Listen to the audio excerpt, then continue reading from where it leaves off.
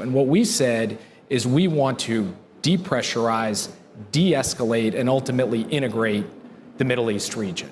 The war in Yemen is in its 19th month of truce. For now, the Iranian attacks against U.S. forces have stopped. Our presence in Iraq is stable. I emphasize for now because all of that can change. And the Middle East region is quieter today than it has been in 2 decades. This is my video update from Belgrade, Serbia on this Sunday afternoon, October the 8th. Let's talk about some news, and let's start things off with the big news topic, and that is the conflict in Israel, and things are escalating. I believe the Israeli government, the government of Netanyahu, they have pretty much said that they are in a war with Hamas. Netanyahu yesterday, he said that Israel is in a state of war, but this is a war. This is a war that Netanyahu is moving towards, and the latest statements were that the Israeli government, they are preparing for a big operation towards Gaza. Yesterday evening, the Israeli Air Force, they hit Gaza really hard. I believe 250 people died in airstrikes in Gaza. From the Hamas side, during their operation so far, 255 or 260 Israelis died from Hamas's operation over the last 48 hours, I guess you could say, 24, 48 hours. So this is going to be, it looks like this is going to be a big conflict. I actually think that Netanyahu used the words, this is going to be a difficult and long war. I actually think those were his words. So, yeah, this is going to escalate. My fear is that this is going to widen out, and it's going to start pulling in other countries in the region, and one of those countries is going to be Iran. I hope this isn't the case, but it looks like Iran might get pulled into this. There are a lot of analysts, a lot of politicians, a lot of media outlets, which are saying that Iran gave the green light to Hamas to launch this operation. There are reports that Hezbollah is about to enter into this conflict. The BBC, it's very windy, everybody. The BBC, they said that a Hamas spokesman says the group had direct backing for the attack from Iran. This is according to the BBC. And the Israeli ambassador, Gilad Erdam, he calls Hamas attack on Israel truly unprecedented. This is our 9/11. A lot of analysts are saying that this is some sort of a 9/11. And we all know all the wars that were unleashed after 9/11. So this could be really, really big. This could be a real big escalation, a real big war, a real big catastrophe. So yeah, Israel's going to hit Gaza really, really hard. No doubt about it. There are reports that, I don't know, did I say that the Netanyahu administration, they cut off the electricity to Gaza? I don't know if I mentioned that, but yeah, they cut off the electricity to Gaza. They're preparing big strikes towards Gaza, and I think they even told the civilians in Gaza to evacuate. So I think in the next couple of days, things are going to escalate big time. And Iran, there's a lot of analysis which is saying that Iran, there's no way that Hamas would have done this operation if it didn't get the green light from Iran. And the analysis is that Iran gave the green light to Hamas because of the agreement that is being put in place between the United States, Israel, and Saudi Arabia. And basically this agreement, I'll summarize this agreement as best as I can. Basically this agreement that is being put together, this three-way deal, is about Saudi Arabia officially recognizing Israel, and in return for this recognition, which would reconcile Israel to much of the Arab world, right? This would be a huge move if officially Saudi Arabia recognizes Israel. This would, in return, Saudi Arabia would get some sort of a defense agreement with the United States, and they would also get civilian nuclear technology from the United States. And Saudi Arabia would also increase the production of oil, at least for the time period of the 2023-2024 election cycle, in order to bring the price of gas in the United States down as a favor to the Biden White House. So that's pretty much the deal that is being put together. Now, the civilian nuclear technology part is interesting because we did a video on this, me and Alexander, on the Duran, when this negotiation was first being floated out there between Saudi Arabia, the US, and Israel. And we said, Alexander rightly concluded in his analysis that we're not talking about civilian nuclear technology here. We're talking about Saudi Arabia getting nuclear weapons, getting the technology for nukes. That's what we're really talking about here. And they're covering it with the civilian nuclear technology statement. But in reality, this is about Saudi Arabia getting the technology to build nuclear weapons. That is what the United States is giving them. That's what's going on when they mean that Saudi Arabia is going to get a defense agreement with the United States coupled with civilian nuclear technology. The U.S. is going to give Saudi Arabia the right to defend itself with nuclear weapon technology. So, that's big. That is big in and of itself. But the analysis is that Iran gave the green light to Hamas to conduct this operation in order to derail this agreement from taking place, because recognition of Israel, that would be huge. That would be a big problem for Iran and Iran's position in the region. And then, of course, Saudi Arabia getting nuclear weapons technology from the United States. Very windy. Wow. From the United States would also be very troublesome for Iran. So the thinking is that is what happened here. Iran told Hamas, go in, destabilize, so that we derail the agreements that is about to take place between Saudi Arabia, the U.S., and Israel. I'm going to have to move away from this spot. So yeah, it makes sense. It makes sense. I could definitely see that, because Saudi Arabia now, what do? If you're MBS, what do? You're in support of the Palestinians. I mean, you're on record politically. You have to be in support of the Palestinians. But everyone knows that Saudi Arabia, off record, Saudi Arabia has an arrangement with Israel. Everyone knows that.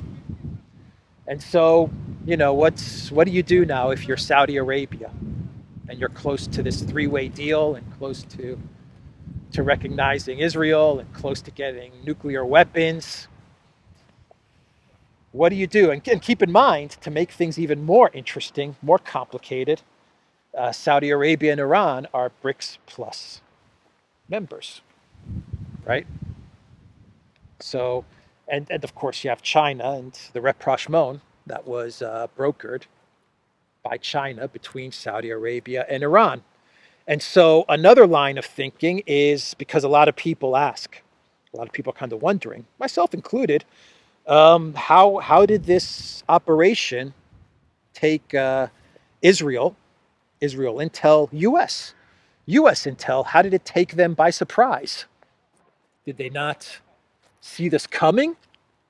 Is this even possible that they cannot see this type of operation happening? Did it really surprise the Israeli military, the Netanyahu government, the Biden White House? I mean, how is that possible?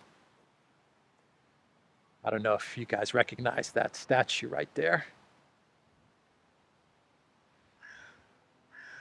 It's in every one of our videos. You know, a lot of people are wondering, how did this happen?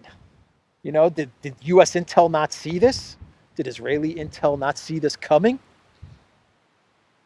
So the other line of thinking is that, from the other side of things, is that this was allowed to happen by the, let's say, the deep state or the intel services in order to derail BRICS Plus, in order to start a conflict with Iran, in order to create tension between Saudi Arabia and Iran, and you derail BRICS Plus. That's a different way of looking at this. Perhaps that could explain the surprise shock of this operation. Maybe it wasn't a surprise at all. Maybe there were some deep state actors, some intel agencies, three-letter agencies that knew this was coming, because all the military experts, they're saying that an operation like this from Hamas, this had to have been planned months, if not years, in advance. I mean, this was a pretty detailed operation that Hamas undertook, a pretty complicated and effective operation that Hamas launched a couple of days ago. And so this had to have been planned. This had to be months in the works, if not years in the works. So you're telling me Mossad or the intel agencies, they had no idea, with all of their intel and sources, they had no idea that this was being cooked up? I don't know.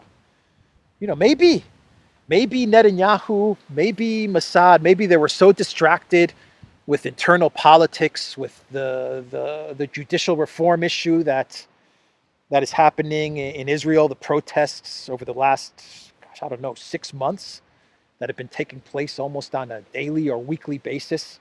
Netanyahu, he's not doing too well. His government is not doing too good, and maybe he lost a step. Maybe they didn't see this coming. I don't know. Maybe the Biden White House, because they're so incompetent, which they are, maybe they didn't see this coming. I don't know, but maybe, you have the part of Iran. So the argument is that Iran, they're the ones behind this. They're behind the curtain. They gave the green light to Hamas. They wanted to derail rapprochement between Saudi Arabia, Israel, prevent Saudi Arabia from getting nukes. And so they gave the green light. The other side of the equation is that you could say that the intel agencies, they allowed this to happen. They knew that this operation was being planned, and this was done. This was allowed to happen because they wanted to derail BRICS, because BRICS is Iran and Saudi Arabia now. There are going to be 2 new members in BRICS, and so now you create some big time tension between Saudi Arabia and Iran. So who knows? I'm just I'm just giving you some big picture ideas, analysis. Let me know in the comments what you think is going on, or maybe this is as we see it.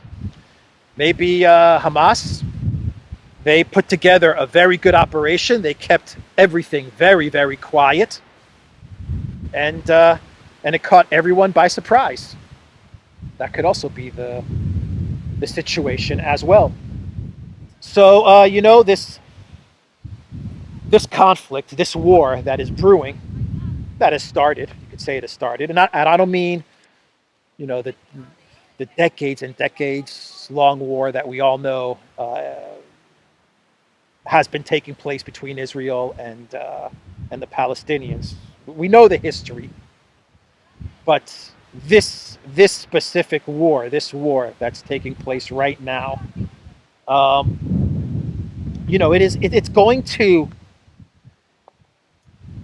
it's going to unite the collective West in a way that the Ukraine conflict could not do. Ukraine could not get everybody and every state in the collective West on board. This conflict is going to do it. This conflict is going to get everyone in the collective West on the same page. For example, here is what Viktor Orban tweeted. We strongly condemn the brutal attack against Israel and unequivocally support Israel's right to self-defense. I would like to express my sympathy and condolences to Prime Minister Netanyahu. Our thoughts and prayers are with the people of Israel in these dark hours. Robert Kennedy Jr., he tweeted his support for Israel and Israel's right to defend itself. Trump supports Israel. Of course, Nikki Haley, Mike Pence, all the neocons. This is going to bring everyone together. Germany, they came out with a statement. The finance minister of Germany said that Germany should now cut any type of humanitarian aid to the Palestinians, which is something like, I believe it's like 300 million euros over the past couple of years that Germany gives in humanitarian aid to the Palestinians. Germany is going to cut all of that off. So, I mean, what Ukraine cannot do, it couldn't get Orban on board for the escalation in the war. Robert F. Kennedy Jr. was against the Ukraine conflict. Trump was against the Ukraine conflict. This conflict is going to unite everybody. Neocons, neolibs, the Kennedys, the Trumps, the Orbans, I imagine the Robert Fizos, all these people who were against escalation in Ukraine, they're fully on board with this conflict. So they're coming out big time in support of Israel. Zelensky, he put out a statement that he is fully in support of Israel. Let me see if I have his quote here.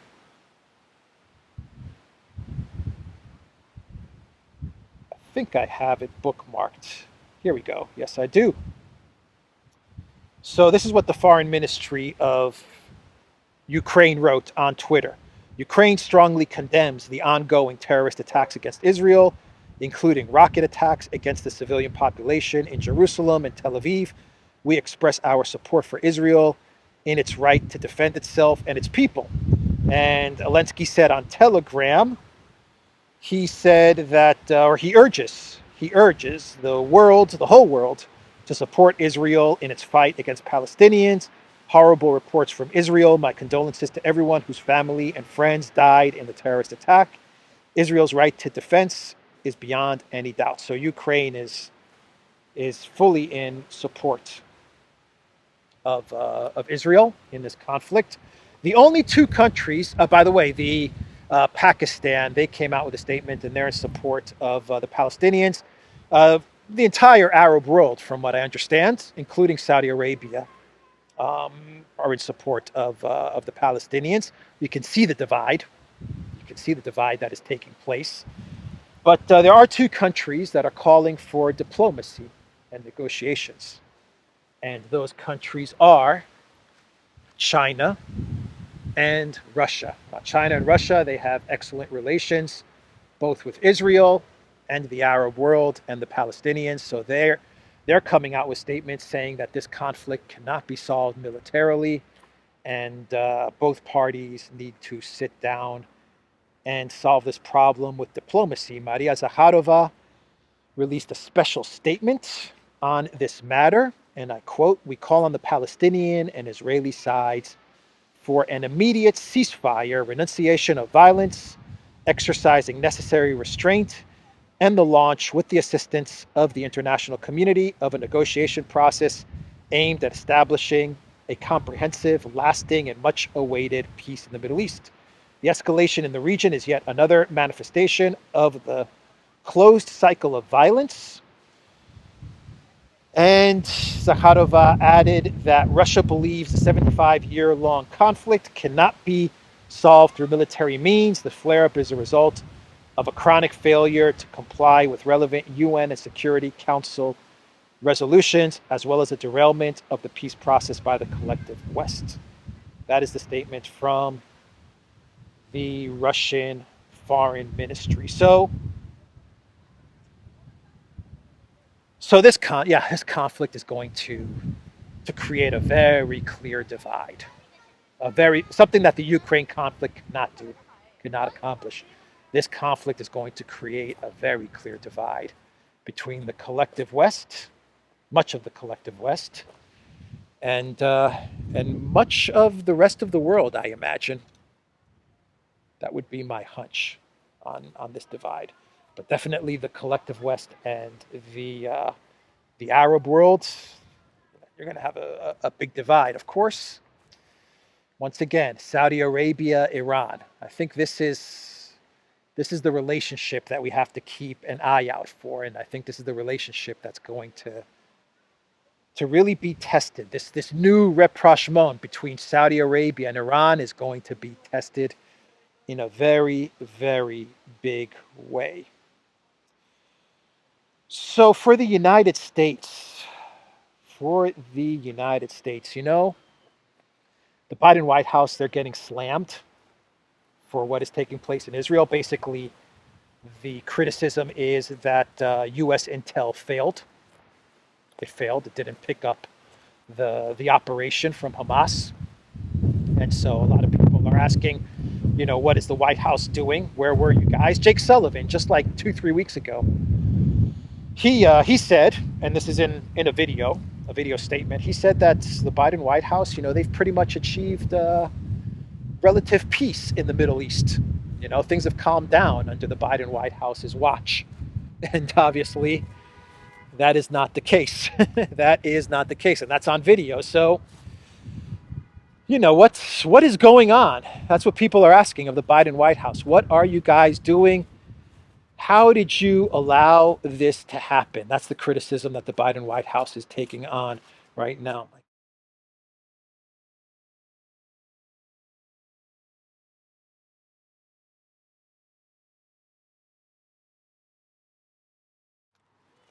Breaks my heart.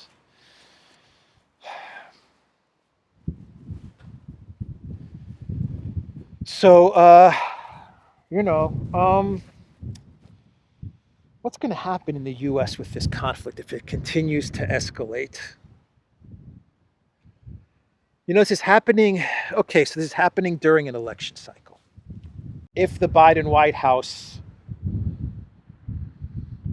manages to come up with the right messaging and policy, then I think the Biden White House's support of Israel will be something that I imagine the American public will be able to get behind, which is something that they couldn't do fully for Ukraine. And because this is the start of a big conflict, once again, taking the history out of it. Let's not talk about the history, but right now, if they say that this is the starting point of a conflict, if the Biden White House says this is the starting point of a conflict, and they put the same type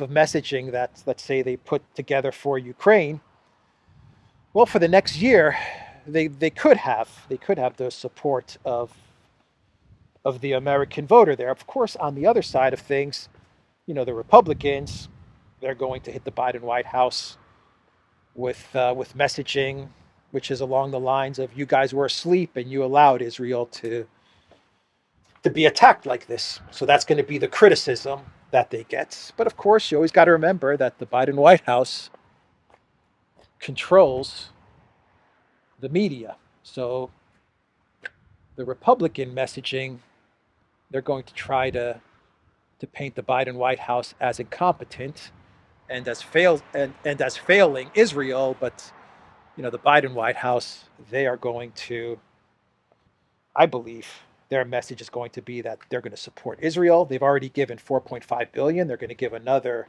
$4 billion or another $5 billion. It's going to be like a total of $8 billion or $9 billion that they're going to give to Israel right away. So their position is going to be that they're going to support Israel in this conflict full.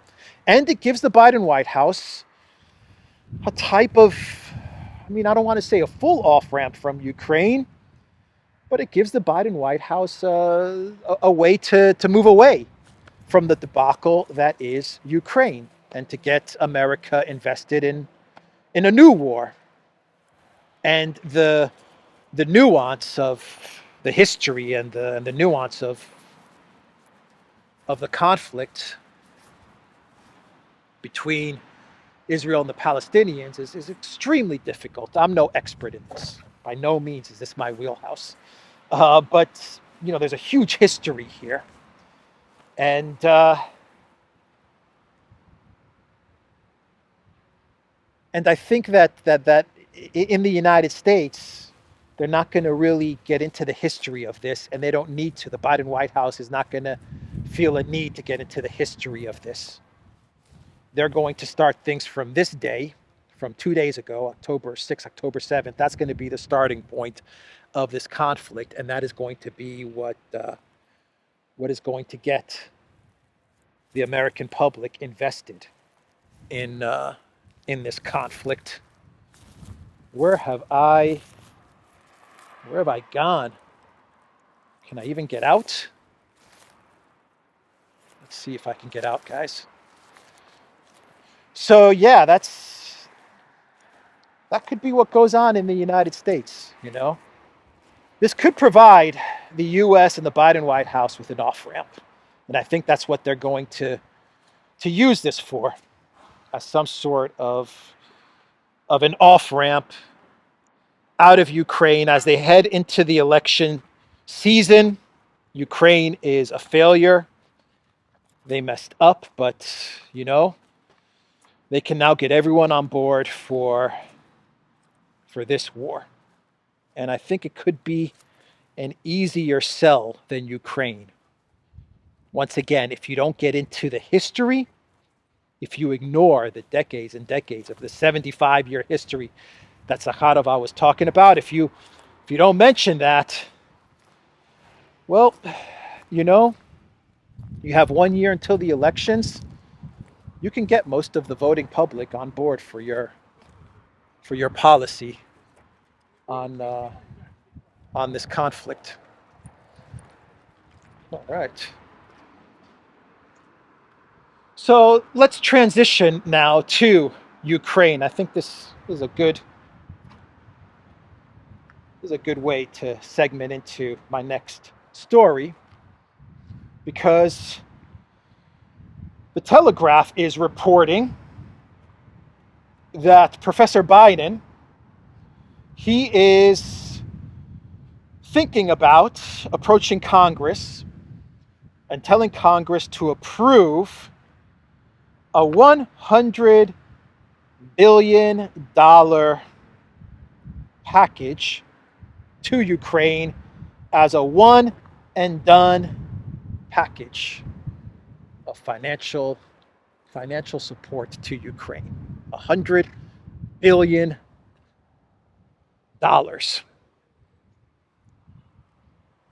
That is what the Telegraph is reporting. U.S. President Biden is reportedly plotting a potential one and done Ukraine aid request that would be so big that he wouldn't need to seek any more funding approvals from Congress until after the 2024 election.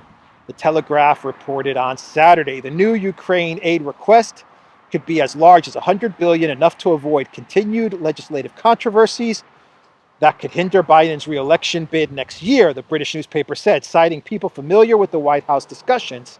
Such a proposal would dwarf the $24 billion funding request the U.S. lawmakers stripped out of the stopgap spending bill that they passed last week to avert a government shutdown. Quote, the big package idea is firmly supported by many throughout the administration, the newspaper sources said. Supporters of Ukraine want this to be a one and done big bill and then not have to deal with it until after the next election. What was I just saying up there? What was I just saying up there? This could be the Biden White House's off-ramp. It could be. Look, everybody. He could approach the next House Speaker, Jim Jordan. Steve Scalise would be on board for this, no doubt about it. Steve Scalise is very pro-Ukraine war. If he becomes the House Speaker, I think he'd be open to this. Natural monument, Cape Kalamegdan, protected area of the first category under state protection. So, yeah, Biden can approach the new House Speaker and just be like, look, $100 billion, one and done. Let's approve it. We don't have to talk about Ukraine ever again. Let's give Zelensky the $100 billion. He can fight Russia for another year. We know they're going to lose. We know they've lost. But he can fight. Let Zelensky fight. We don't have to talk about it during the election cycle in the United States, Republicans or Democrats. And that'll be that. And of course, the $100 billion, a lot of that money is going to come back into the pockets of the politicians. So I mean, they're gonna be incentivized to approve $100 billion. They're probably looking at this as a huge bonus opportunity. You know, $100 billion. They're going to be like, even if we get 10 or 20% of that comes back our way, they're going to be like, this is like a year-end bonus, a Christmas bonus for us. Zelensky's going to be like, his whole administration, all his generals, they'll be like, yeah, this is, you can buy 10 more homes with this money. And then something's going to be left so that they can conduct the war with Russia, keep it going for just a little bit longer. And the entire collective West, if the conflict in Israel does turn out to be a long war, the entire collective West, including the media, they'll just shift to Israel.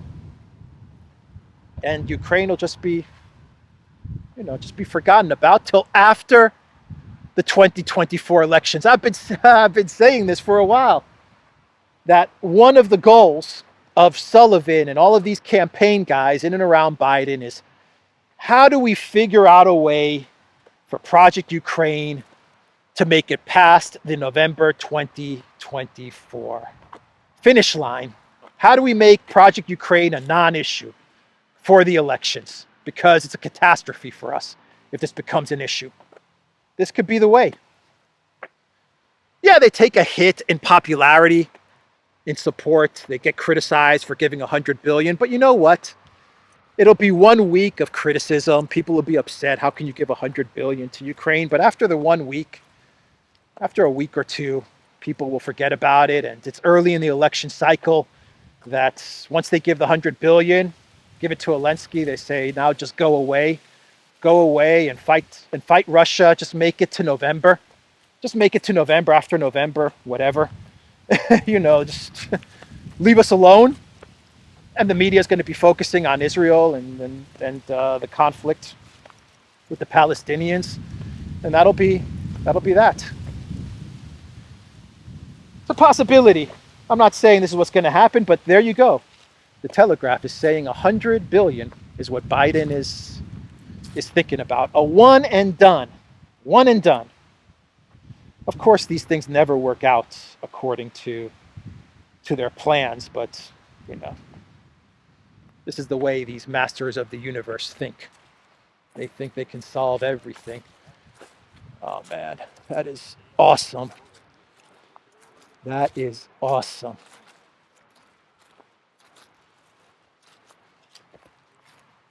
I just want to get this on film because that looks so cool.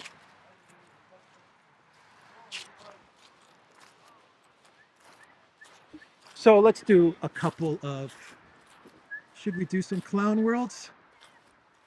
I think we can. The U.S. is about to, the State Department, they're about to recognize the coup in Niger. So they're about to say that it was indeed a coup. Once they designate it as a coup, money, funding, financing, even the troops in Niger, they're going to start to taper off, start to leave. The financing is going to have to disappear, and you know, that's what's going to happen there. But the State Department is going to recognize it as a coup government. Just like they recognized the 2014 Maidan as a coup, right? No, no, they didn't recognize 2014 Maidan as a coup. Nope, but in Niger, they're going to categorize it as a coup. Where is it? US President Joe Biden's administration is reportedly preparing. Yes. Oh, oh, great. I'm filming right now. I'm not filming you, but people can listen to you. Okay. So just keep that in mind. Okay. So people can listen to you, Duran. You're live on live podcast. Hello? We support you fully. We admire you. I admire you. You have brains. You have cojones, man. Cojones. This is going to go on YouTube, by the way, so keep that in mind. Yes. The other one. So both. You got both. Man. Both of us, both me and Alexander have cojones. Keep on. Spot on, bro. That's awesome, man. Thank you very much. It's been. Thank you. I should be thanking you. Oh no, thank you. Thank you for the support. I'm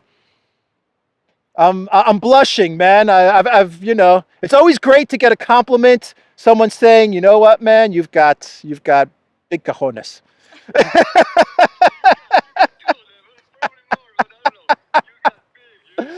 Thanks, bro. Thank you very much, brother. Take care, man. Take care. Ciao. Ciao. He's your biggest fan, so he Oh, wants thank to you. have, coffee with you. Tell them to contact me. Okay. You can find the contact information. I think he knows everything. Okay, yeah, about just you. tell him in the email to say I'm the guy that talked to you. Yeah, I'm the guy that talked to you on the phone in this beautiful How park. long have you staying here? About 5 to 7 days. 5 to 7 days. I haven't decided yet. Okay. All right, see you.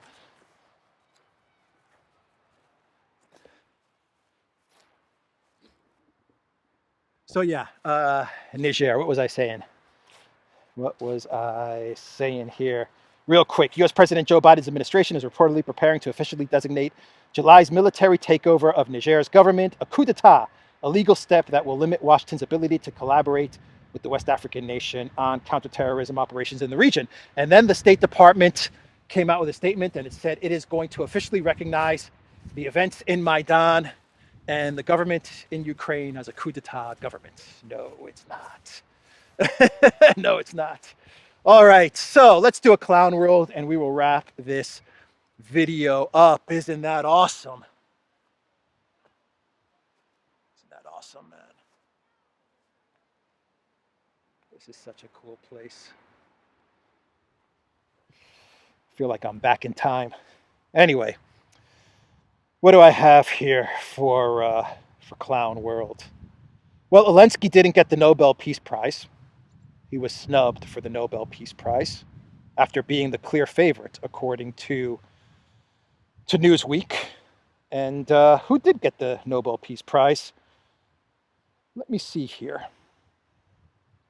Ukrainian President Zelensky has lost out on the 2023 Peace Prize, despite being a frontrunner.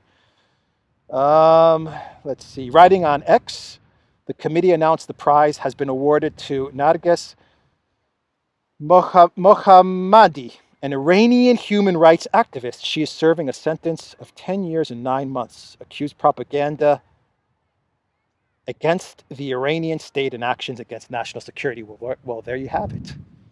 You know, the Nobel Peace Prize is all about propaganda.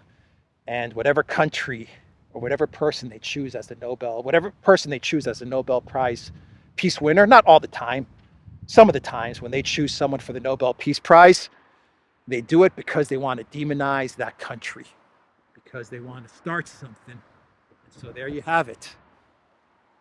There you have it. Iran may be the next big conflict. I don't know. Maybe. God, I hope not. Perhaps. So that's one clown world. And I'm trying to think if I have anything else. A lot of Ukrainian soldiers are surrendering in the conflict in Ukraine. A lot. They're going to give Zelensky the $100 billion, and they're going to beg him to try and keep this thing going till after the elections. You know it. You know it. You know, I think that is my clown world. Zelensky was snubbed for the Nobel Peace Prize. You know that pisses him off. You know that he's not happy with that at all. Lukashenko. According to Lukashenko, the West promised Zelensky full assistance in the confrontation with Russia, but they did not keep their word. Therefore, Zelensky begs and demands that they fulfill their promises. At the same time, he understands that he was cheated. I love it when Lukashenko psychoanalyzes people. he's spot on. Guy is spot on a lot of times.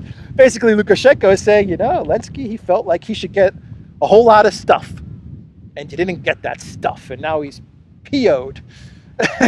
And he's right to be upset. You know, Lukashenko, he's playing around. He's trying to drive a wedge between Zelensky and the collective West in a way. Lukashenko, man, that guy. All right, everybody, that's the video. TheDuran.locals.com. We are on Rumble, ODYSEE, BitChute, Telegram, Rockfin, and Twitter. Now it's called X.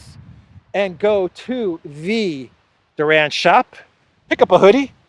Right here, I got my hoodie. 20% off. Use the code TheDuran20. Take care.